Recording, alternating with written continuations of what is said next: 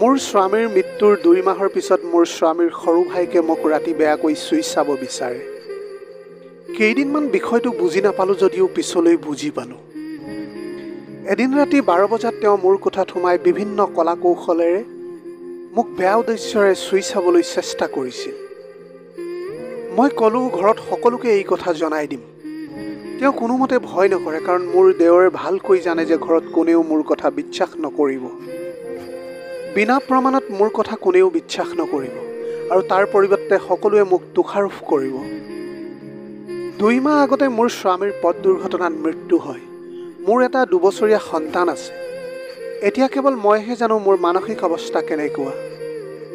মানুহজনৰ মৃত্যুৰ পিছত মোক নিসংগতাই ঘেৰি ধৰিছিল। মোৰ স্বামীৰ মৃত্যুৰ পিছৰে পৰা মোৰ শাহুমাই মোক স্বামীৰ মূৰ চুবোৱা আৰু কুলক্ষণিৰ বাহিৰে একো নাভাবে। সকলোৰে মন ৰক্ষা কৰি এতিয়া মোৰ চলিব লাগে। এতিয়া উপাৰ্জনৰ একমাত্ৰ উৎস মোৰ দেৱৰ।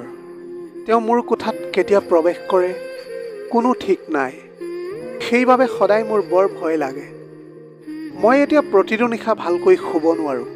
দুৱাৰখন ভালকৈ লক কৰি দিওঁ, তথাপিও বহুত ভয় লাগে আৰু সন্তানটোক টানকৈ সাৱটি ধৰি শুই যাওঁ। এতিয়া মোৰ নিজকে বহুত অকলশৰীয়া আৰু নিজকে বহুত ভয় লাগে। মোৰ শাহুমা আৰু শহুৰ দেউতা সিদিনা ক'ৰবাত গৈছিল। মই গম পোৱা নাছিলোঁ সিহঁত যে ঘৰত নাই। মোৰ দেৱৰ, মই আৰু মোৰ সন্তান আমি তিনিওজনে ঘৰত আছোঁ। মই পাকঘৰত কাম কৰি আছোঁ আৰু মনে মনে ভাবিছোঁ সি ৰাতি মোৰ লগত যেনেকুৱা কৰে হয়তো দিনত সি তেনেকুৱা নকৰিব। কিন্তু সি দিনত আৰু বেছি ভয়ংকৰ। তেওঁ পাকঘৰলৈ আহি চিধা মোৰ হাতখন ধৰিলে। মই জোৰকৈ হাতখন তাৰ পৰা এৰাবলৈ চেষ্টা কৰি আছোঁ, কিন্তু কোনো লাভ হোৱা নাই। আৰু মোৰ ভাগ্য ভাল যে কোনোবাই দুৱাৰখনত আহি টোকৰ মাৰিছে। তেতিয়া মোৰ দেৱৰ স্ব-ইচ্ছাই হাত এৰি দুৱাৰ খুলিবলৈ গৈ চালে মোৰ শহুৰ আৰু শহুৰ মা আহিছে।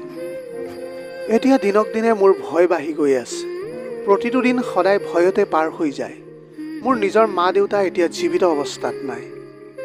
ভাইটি বুলি এজনেই আছে, কিন্তু তেওঁ নিজৰ পৰিয়ালটো চলাবলৈ অহৰহ সংগ্ৰাম কৰি আছে আৰু তেওঁ মোক কেনেকৈ পোহপাল কৰিব। তাৰ উপৰিও মোৰ এটা সন্তান আছে। সন্তানৰ দায়িত্ব কোনে ল'ব? সকলো কথা ভাবি চিন্তি মই এক অনিশ্চয়তাৰ মাজত এই ঘৰখনত আছোঁ। চাকৰি এটা কৰাৰ বাবে পৰ্যাপ্ত অৰ্হতা আছে, যদিও ইমান ভাল চাকৰি পোৱাৰ আশা নাই। মই সকলো কথা খুলি যদি শাহুমাক কওঁ, শাহুমাই হয়তো বিশ্বাস কৰিব, কিন্তু তেনে ক্ষেত্ৰত মোৰ হাতত উপযুক্ত প্ৰমাণ নাই। মই যাৰ জৰিয়তে শাহুমাক বিশ্বাস কৰাব পাৰোঁ। মোৰ যেতিয়া স্বামী জীয়াই আছিল তেতিয়া মোৰ দেৱৰ তেনেকুৱা স্বভাৱৰ নাছিল। তেতিয়া তেওঁ মোৰ লগত সন্মানেৰে কথা পাতিছিল আৰু মোৰ সন্তানকো বহুত মৰম কৰিছিল। আৰু এতিয়া সম্পূৰ্ণ বিপৰীত। তেনেকৈ এদিন মই কোৱা নোকোৱাৰ ভাৱ লৈ শাহুমাৰ কোঠালৈ গৈ সকলো কথা বিতংকৈ ক'লোঁ।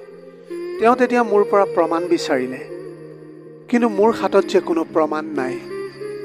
সেয়েহে আজি ৰাতি মোৰ শাহুমাক মোৰ লগত থাকিবলৈ ক'লোঁ, কিন্তু এই কথা যাতে মোৰ দেৱৰে কোনোমতে নাজানে। মই আচৰিত হৈছোঁ যে প্ৰথমবাৰৰ বাবে মোৰ শাহুমাই মোক বিশ্বাস কৰিছে।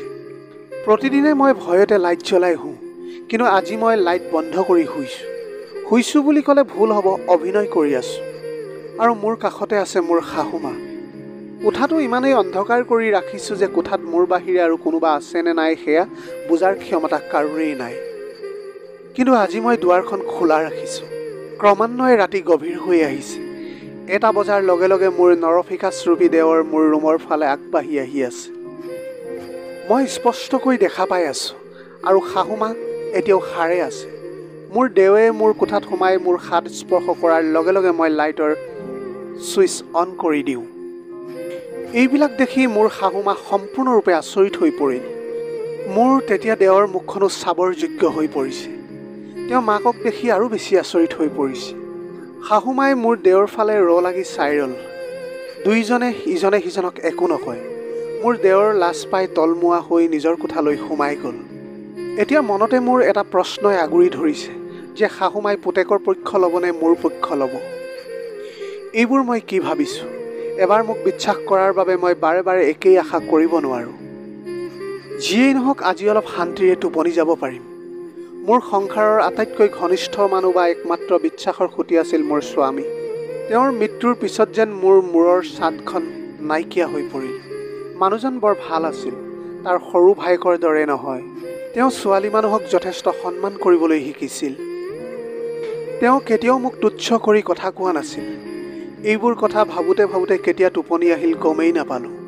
ৰাতিপুৱা হঠাৎ সাৰ পালোঁ আৰু সকলো একেলগে ব্ৰেকফাষ্ট কৰি আছোঁ। মোৰ শাহুমাই মোৰ দেউৰক সকলোৰে সন্মুখত অপমান কৰাৰ দৃশ্য দেখি মই বৰ আচৰিত হ'লোঁ। যি শাহুমাই কেতিয়াও মোৰ লগত ভাল ব্যৱহাৰ কৰা নাই, সেই শাহুমাই আকৌ মোক সন্মতি দিছে মই কথা ক'বলৈ। মই ভাষা হেৰুৱাই পেলাইছোঁ আৰু চকুৰে এটোপাল দুটোপালকৈ পানী নিগৰি আহিছে। মোৰ শাহুমাই যেতিয়া দেউৰক অপমান কৰিছিল, তেতিয়া সি মাথো তললৈ চাই আছিল। মোৰ স্বামীয়ে ল'ৰাটোক বৰ ভাল পাইছিল।